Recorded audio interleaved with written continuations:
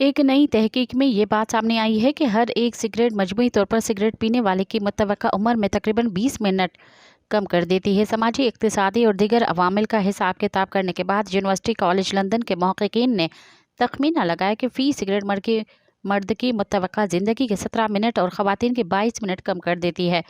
ماہرین نے اپنی رپورٹ جرنل ایڈکشن میں شائع کی ہے۔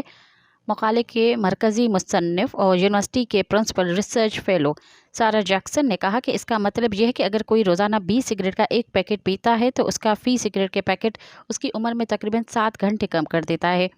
انہوں نے کہا کہ سگریٹ نوشی کرنے والوں کا یہ ضائع شدہ وقت وہ وقت ہے جو وہ اپنے پیاروں کے ساتھ اچھی صحت کے ساتھ گزار سکتے ہیں۔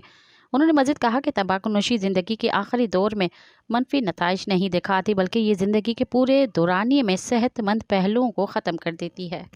سبسکرائب کयो عوامی نیوز HD کے تازہ ترین خبروں لا ॾिसंदा रहो عوامی نیوز HD۔